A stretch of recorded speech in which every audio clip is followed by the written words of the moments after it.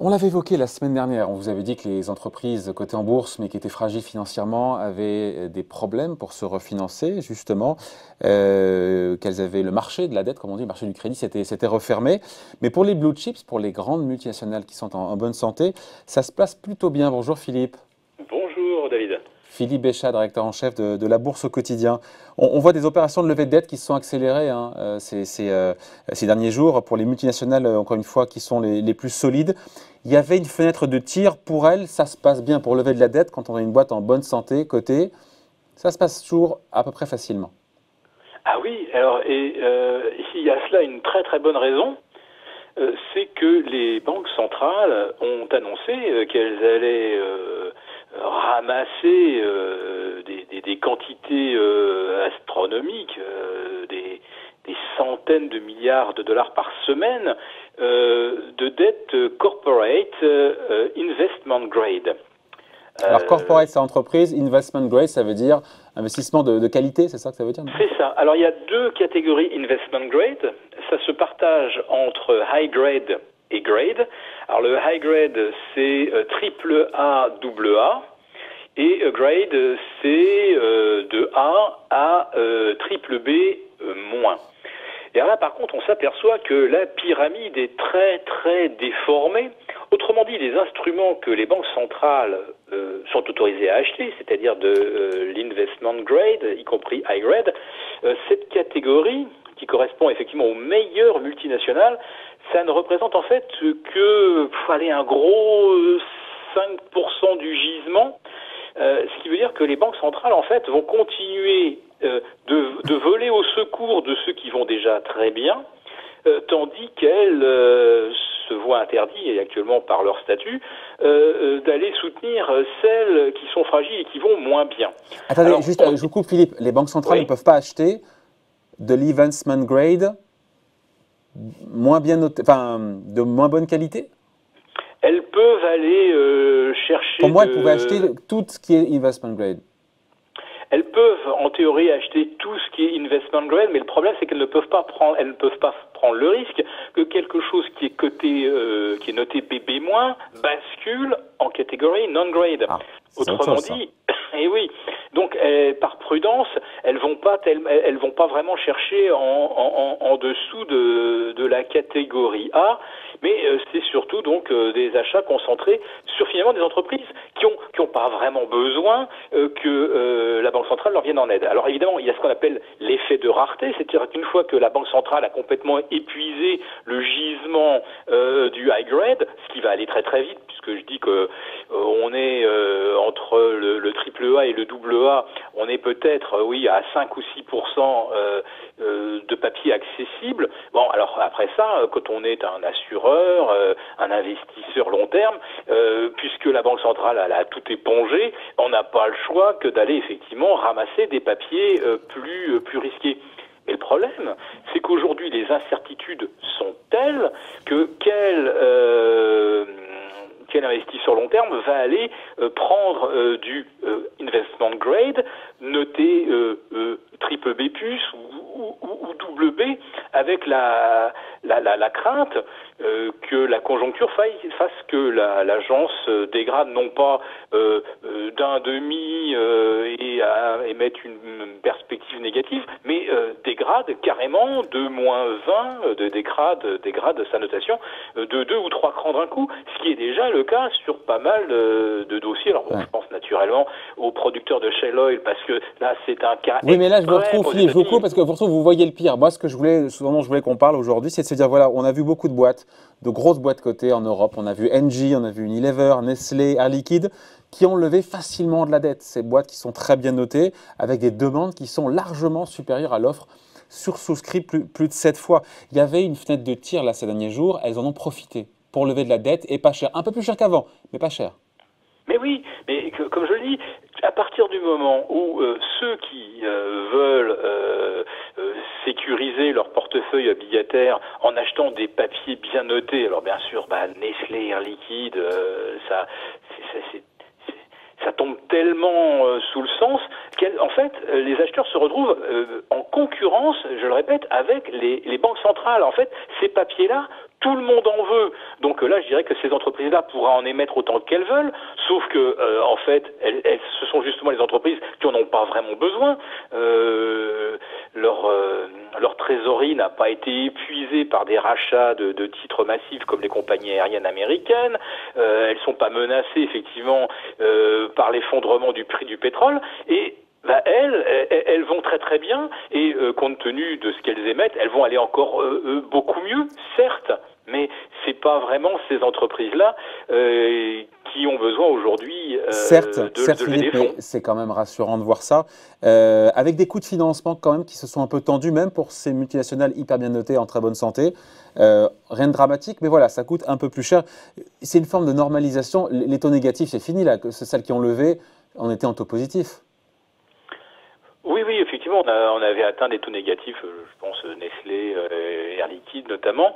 Là, on va dire que la structure de la courbe de taux, elle commence à intégrer que d'abord on est allé très loin dans l'absurde, notamment il y a une quinzaine de jours, on était repassé à moins 0,40 sur nos OAT, à moins 0,91 sur le Bund allemand, ce qui voulait dire qu'on ne prévoyait aucune inflation au cours des 10 prochaines années. Bon, il est évident qu'avec tout ce qu'on vient d'injecter comme argent, on commence à voir refleurir des anticipations inflationnistes, et je vois ça notamment au niveau du spread entre le 5 et le 10 ans.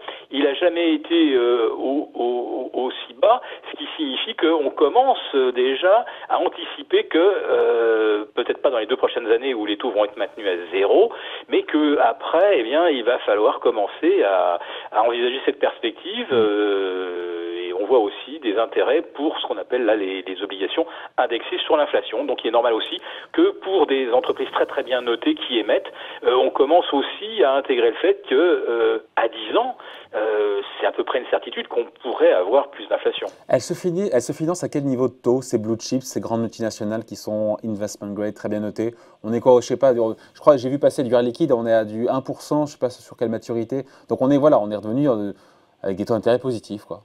Donc elle lève de l'argent facilement, mais en taux d'intérêt positif.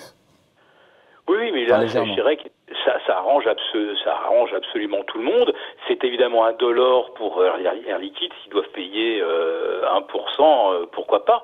Ce qui est surtout intéressant, c'est de regarder s'il n'y a pas une dérive, quelle que soit la qualité d'entreprise, s'il n'y a pas une dérive entre le coût de l'argent sans risque et le coût de l'argent dans la meilleure qualité qu'on puisse trouver sur le corporate. Tant que on reste en cohérence, tout va bien. Parce qu'on voit par contre sur les catégories A, triple B, double B, A et triple B, on voit que les primes se sont fortement tendues, de plus de 60 points. Et puis alors là, dans le high yield, on est passé à 100. Donc il est très important aussi de vérifier que des entreprises, même bien notées, par contre, restent très proches finalement en termes de primes par rapport au taux de l'argent sans risque. Ouais. On se quitte là-dessus. Vous l'évoquiez à demi-mot, et je pense qu'on en fera un sujet demain, mais on parle de plus en plus de possibles dégradations de la part des agences de notation, justement, de la note de crédit d'entreprise. Et là, on parlait du ventre mou, ceux qui sont encore investment grade, mais qui sont proches des obligations à haut rendement. Ça pourrait changer la donne, encore une fois, si on avait cette vague de dégradation à venir. On sait que les agences on les a taxés d'avoir laissé faire au moment de la crise de 2008-2009. Peut-être que là, elles ont envie, à contrario, de se rattraper et donc de dégainer un peu trop vite. Écoutez, c'est exactement le sens de ce que déclarait le patron d'Engie, pardonnera, j'ai oublié le nom, vendredi. Jean-Pierre Clamadieu. Voilà, Jean-Pierre Clamadieu, il disait que manifestement les agences avaient tendance à se précipiter un petit peu pour dégrader, puisque c'est la mésaventure qui vient d'arriver à Engie, et que il fallait raisonner sur du temps long, que les agences ne se précipitent pas parce qu'il y a une sorte de choc psychologique et qu'on se dit que, évidemment, tout le monde va en prendre pour son grade, c'est le cas de le dire, mais vous parlez du ventre mou, c'est un ventre énorme, c'est une grosse bedaine, parce qu'en fait, 50% aujourd'hui des émissions corporate appartiennent à la catégorie justement des triple B à triple B+, et c'est là qu'il n'y a pratiquement aucune marge, c'est-à-dire que si les agences se dégradent, on bascule immédiatement en non-grade dans le double B. Ce qui a un impact très fort chez beaucoup d'investisseurs qui ne pourront plus conserver en portefeuille ces obligations. Oui, absolument, notamment les assureurs. Hein. Voilà, ils n'ont pas le droit d'être dans le non-grade. Après ça tombe dans la catégorie réservée aux hedge funds, aux vulture funds, hein, les fonds vautours, des spécialistes de ce genre de papier.